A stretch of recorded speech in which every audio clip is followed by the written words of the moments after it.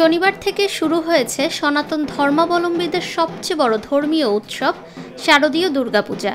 ইতোমধ্যেই শেষ হয়েছে সব প্রস্তুতি। চারপাশে আলোকসজ্জা, ঢাকের বাদ্য আর মণ্ডপে মণ্ডপে সাজসজ্জা। পূজার আমেজ ছড়িয়ে পড়েছে সর্বত্র। পাবনার ঈশ্বরদীর পাকশী হরিজন পল্লীতে এবার সাড়া ফেলেছে এক ব্যতিক্রমী প্রতিমা। সেখানে তৈরি হয়েছে 25 মুখ ও 50 হাতের দেবী দুর্গা।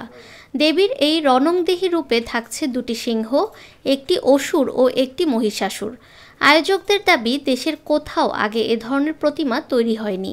তাদের প্রত্যাশা, এবারের পূজার মূল আকর্ষণ হবে পাকশীর এই অনন্য প্রতিমা। তৈরি করতে আমার 20 দিন টাইম লাগছে। আমরা কারিগর বর্তমানে আমি একাই, আমার সাথে 2টা জোগাড় ছিল। শ্রী শ্রী বারোয়ারি দুর্গা মন্দিরের সাধারণ সম্পাদক শ্রী রাজু ভাস্কর্য জানিয়েছেন, দক্ষিণ ভারতের তামিলনাড়ুর লম্বোদরপুরে 2022 সালে প্রথমবার 25 মুখ ও 50 হাতের দুর্গা প্রতিমা নির্মাণ করা হয়েছিল।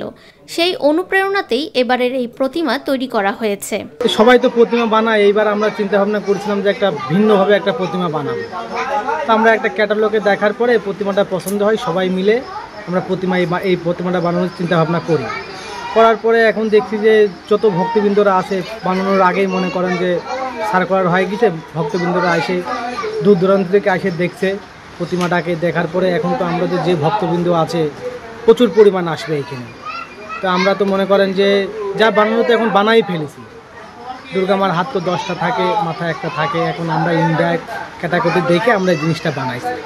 এদিকে আইন শৃঙ্খলা পরিস্থিতি স্বাভাবিক রাখতে বাড়ানো হয়েছে নিরাপত্তা ব্যবস্থা। ঈশ্বরদীর অতিরিক্ত পুলিশ সুপার জানিয়েছেন, পূজা মণ্ডপগুলোতে পুলিশ ও আনসারের টহল জোরদার করা হয়েছে। প্রতিটি মণ্ডপে বসানো হয়েছে সিসি ক্যামেরা। যে কোনো পরিস্থিতি মোকাবেলায় তারা প্রস্তুত রয়েছেন। 25 মাথা এবং 50টা হাত, এটা আসলে একটা আকর্ষিত বাংলাদেশের জন্য।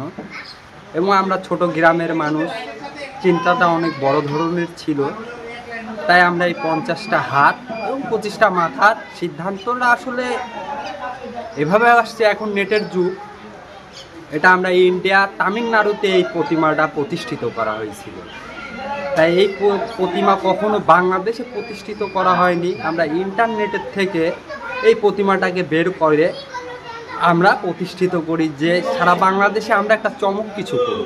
শক্তির দেবী দুর্গার এই ভিন্ন রূপ যেমন ভক্তদের আকর্ষণ করছে, তেমনি সনাতন ধর্মাবলম্বীরা বলছেন এ প্রতিমা সবার মাঝে ছড়িয়ে দেবে শুভ ও কল্যাণের বার্তা। ফাহমিদা বিনতে আনোয়ার, নিরপেক্ষ।